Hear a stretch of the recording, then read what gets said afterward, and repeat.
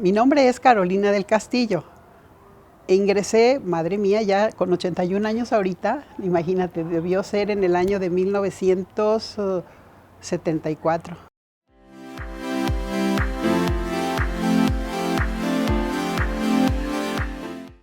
Pues Ciencias de la Comunicación, acababa de ser escuela de teología, ahí en Pedro Moreno, y el padre Méndez empezó a cambiar, más bien a aumentar carreras, y empezó con periodismo, con especialidad en radio, en televisión o en prensa. La mayoría fuimos hacia prensa.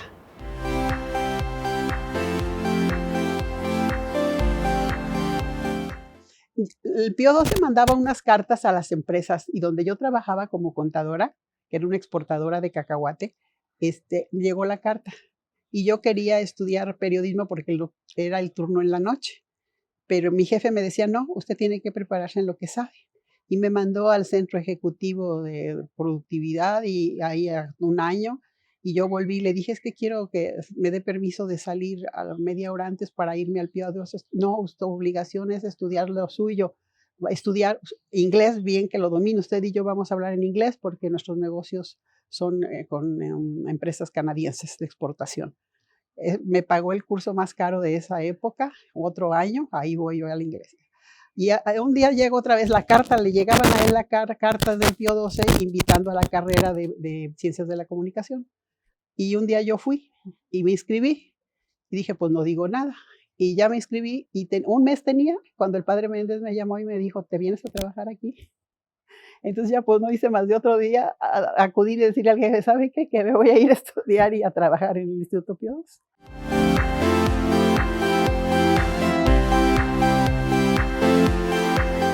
El Pío XII, bueno, en la Mutual del Clero, el padre es fundador de la Mutual del Clero, que es como el seguro social de los sacerdotes. En esa época eran 800 sacerdotes de la diócesis. Ya creció la diócesis, ya se dividió. Estaba el cardenal Garibay Rivera, entonces era el jefe allí.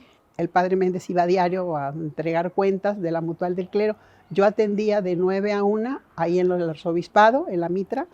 Conocí a todos los sacerdotes de la diócesis para cobrar sus cuotas y pagar sus recibos de medicinas. Y fue muy interesante porque luego yo me iba ya de 4 a 7 a llevar la contabilidad del Instituto Pío XII y hacer las veces de secretaria del padre Méndez. Y en la noche ya me quedaba a estudiar, era mi maestro.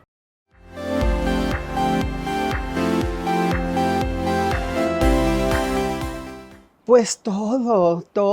Yo llevaba la inquietud, pero no sabía. Creo que algo que me sigue sirviendo a la fecha, la primera lección que él nos dio de ética, hay dos anécdotas que me marcaron mucho. Él nos habló de las clases o tipos de ignorancia. Dice, hay ignorancia culpable, vencible e invencible. Y eso sirve mucho para iluminar la vida. Ya nos habló por la culpable, no sé ni quiero saber. ¿Verdad? Dice, la vencible no sé, pero voy a investigar. Y la invencible es la que, aunque quiera saber, yo no puedo saber cómo lanzar un cohete a la luna, ¿verdad? Esa fue una. La otra, había un maestro que era de los periodistas de fama en el Occidental, Pisano y Saucedo. Él nos decía, el primer día de clases nos dijo, si ustedes están aquí porque creen que van a hacer dinero, se equivocaron. Aquí no es para hacer dinero, es una vocación. Entonces éramos 50, el otro día 20 ya no fueron. Así se bajó el número. Y ya terminamos de esos 20 nada más. Al cuarto año éramos 20. Y fueron experiencias muy bonitas, de verdad es revivir, porque era como una segunda casa en la que pues se convivía tanto. Ahí conocimos a periodistas que todavía viven, como es Jorge Aguirre, o el Mata Torres, que ya no vive y fue nuestro maestro, y que fue alumno también, Alfonso Nuño de Imprejal, que también, él fue un año después que yo, Felipe Cobian, también iba un año atrás, otro que se apellidaba Serrano, Tobar, todos ellos ahí los conocimos, ¿verdad? Fue una experiencia. Tenían el Círculo Literario Paul Claudel y hacían una revista que se llamaba Palestra. Ahí empezamos a hacer nuestros pininos. Pero luego el padre, no sé cómo adquirió la mitra, Ediciones Pax o Querigma, y Alfonso Nuño lo puso al frente de. Entonces ahí se hacía el semanario La Época. Ahí practicábamos. Entonces le decía yo a Gustavo que hacíamos de todo. ¿Por qué? porque en la noche estudiábamos, escribíamos, volantes que salíamos a repartir en los portales de la escuela el domingo, el sábado. Y los domingos íbamos a vender en los pueblos un periodiquito que el padre fundó que se llamaba Radar de Tala, Radar de Atotonilco, Radar de Tepa, Radar de Tuxpan. El padre nos conseguía la información del pueblo, nos llevaba, decía la misa, anunciaba el periódico Radar y nosotros lo vendíamos a la salida. Y experiencias muy padres. A Totonilco, por ejemplo, como allá anduvieron los franceses, había mucha muchacha rubia, ojo claro, muy bonita, pero decía, es que no sé leer. Se encontraba uno con esas realidades de mujeres. ¿No? Yo mi casa, yo no sé leer. O íbamos a Tala y en las tienditas nos compraban el periódico, pero era chico, y un señor dijo, no me conviene porque yo lo quiero para Alcatraces, y le salen muy poquitos. Entonces, pues todo eso era muy hermoso, ¿no? Entonces, vendíamos el periódico Radar. ¿Qué más hubo en esa época? Pues se cambia el padre a donde es el Instituto Bíblico. Ahí se llamaba Instituto Pío XII. Luego le cambió Instituto de Comunicaciones y Humanidades, o Instituto de Humanidades Pío XII. Luego Instituto de Comunicaciones y Humanidades. Luego ISAO, Instituto Superior Autónomo de Occidente. Y luego fue ISBA, Instituto Superior del Valle de Atemajac.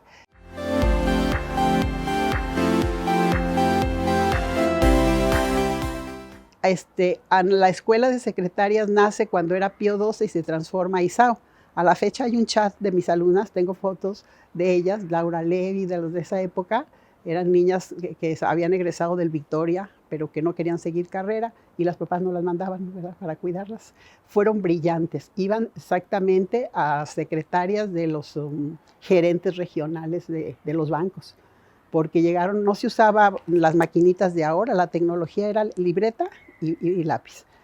Mis alumnas alcanzaron, como el padre me llama enseguida a fundar la división secretarial, de que duramos 8 años ahí, entonces les tocó hacer ISAO, Pío XII ISAO, que a la fecha así se llama el chat, es alumnas Pío XII ISAO.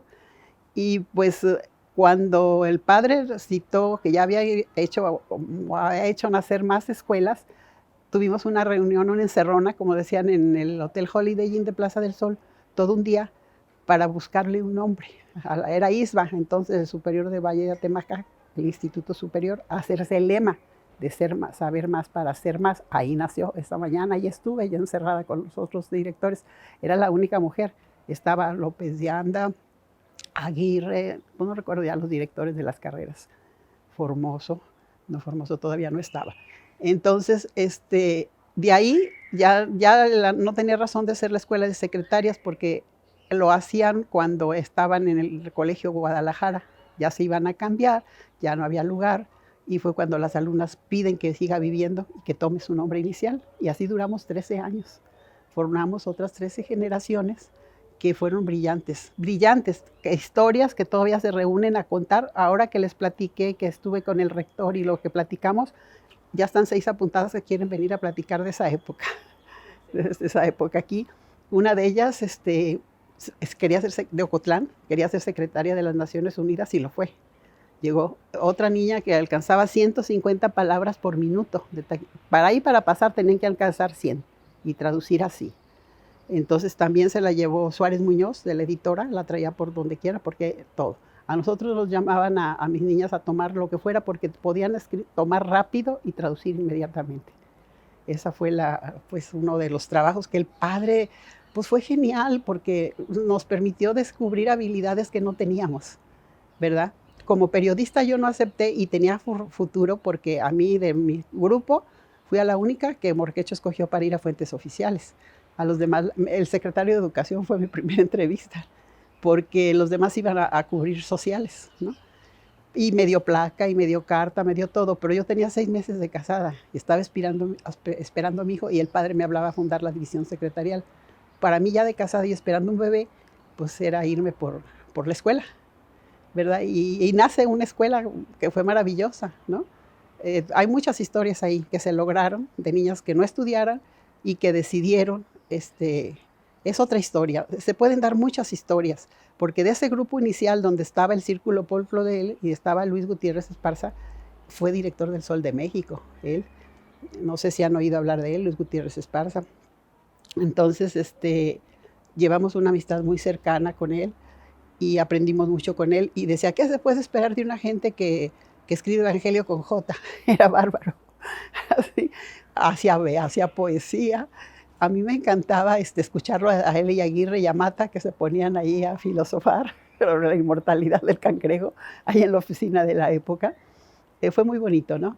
Y sigue a la fecha una amistad grande, al menos ahora con Alfonso Nuño, también de Imprejal, pues seguimos, le decía padrino a mi esposo. Mi esposo tuvo que ver en el acta constitutiva de la sociedad, está su nombre, el padre le dio un reconocimiento, porque también lo asesoraba, ¿verdad? Como abogado.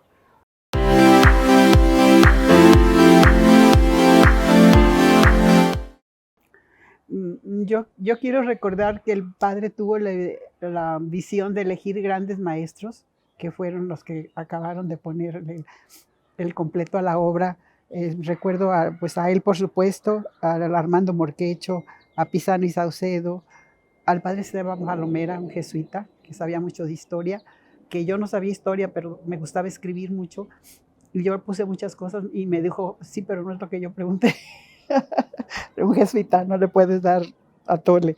Y Ramón Mata también, mucho aprendimos de él, del doctor Víctor Cuellar, que también por ahí pasó, el profesor Aguirre, ¿verdad? Y ya, y pues nuestros pininos ahí en Palestra, en el Radar, en Querigma, pues fue un universo que no, yo cuando veo cómo se expande y cómo crece, es como que el padre aventó ese famoso trigo que nació en muchos lados, por más difícil que fuera. ¿Verdad? La semilla dio frutos, pues, ¿cuántas universidades hay ahorita? De la UNIVA, ¿verdad? En Zamora, eso no lo soñamos. El padre, pues yo lo vi la última vez que lo vi en físico fue cuando nos entregó ese reconocimiento. Nos pusieron ahí en una mesa, ahí luego la segunda mesa, y pues fue algo como ya conectarte con un sueño pasado, porque he vivido intensamente lo que me ha tocado vivir. 4 hijos, 9 nietos y una carrera muy promisoria que traigo las bases de lo que él aprendí y hemos triunfado en lo que hacemos actualmente en la oficina de asesoría legal. Grandes maestros ahí, el padre Vela, Enrique Ponce de León, pues toda esa gente nos conectamos, hubo varios. Y el padre decía que cuando los querían castigar en la mitra los mandaban de capellán de monjas. Y se reían a ver a quién habían mandado. Yo los oía muchas cosas muy simpáticas, o sea, me conmueve la entrega de una vida tan calificada y tan profunda, como dan el voto de obediencia, para que es una vida que de veras dejan las redes como los apóstoles y lo siguen. Eso no tiene precio. Simplemente ver la entrega, como la vivió el padre, que además de joven y guapo, debió de ser perseguido, me consta. Sin embargo, el padre se veía algo, se iba más temprano. No, es admirable cómo toca Dios con su vocación, les toca el corazón que es de él y lo cuidan. El padre fue de esos, vio su sacerdocio hasta el último minuto. Eso me tocó ver. Y,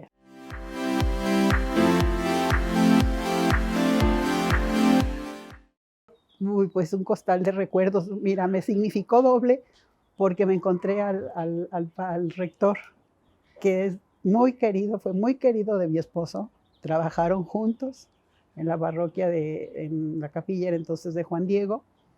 Hay muchas anécdotas ahí que recordé ese día con él, que vivieron mi esposo y él, muchas, y eso me llenó a mí de gozo, porque mi esposo sigue caminando conmigo, ¿verdad? Entonces para mí fue doblemente gratificante. El padre Méndez, para mí un gigante, y el actual rector es otro gigante también. Esto es admirable.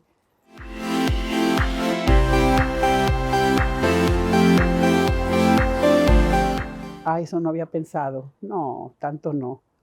No, tanto no. Los pilares no se ven. A lo mejor una piedra de cimiento sí. Sí, los pilares son para verse. No, nadie te ve. Pero una piedrita que esté sosteniendo el pilar sí. A lo mejor por ahí puedo andar. Pero el ejemplo es ese del Padre, que tú puedes hacer lo que sueñas y haces lo que lo que nunca crees que vas a hacer, lo haces. Y pues es la principal escuela, muy valiosa, Laurita. Así que son muy afortunados ustedes porque estén teniendo un gran maestro. Yo mis respetos, de verdad. Ahorita el rector, pues le siento un cariño y una gratitud profunda.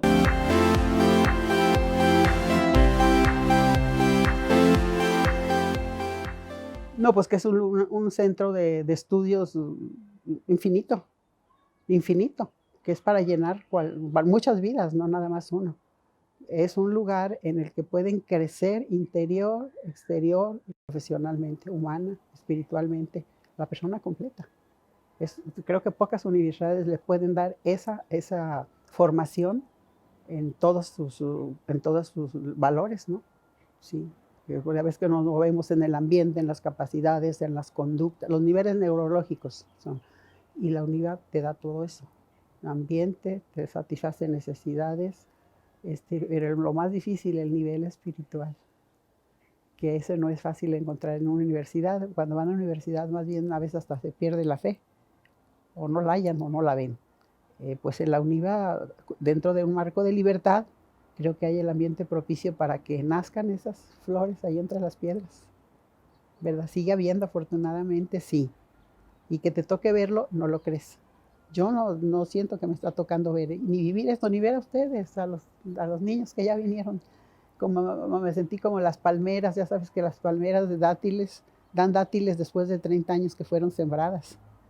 Pero si tú las sembraste algún día, va a comer esos dátiles. Pues yo siento que eso ya me está tocando, ver que se coman dátiles de los que sembramos ya, en segundas generaciones, es un gozo. Soy muy afortunada, Laurita, de haberlos conocido, muy afortunada del encuentro con el señor rector ahorita, muy afortunada de haber conocido esos gigantes, porque son gigantes, y no por ser gigantes, pues como decía el padre Rodríguez, si un gigante se para, un enano se para en los hombros de uno, va a haber más que el gigante. Y yo pienso que eso es lo que están haciendo ahorita. Ustedes tienen en dónde pararse en los hombros de los que están y van a ver más todavía.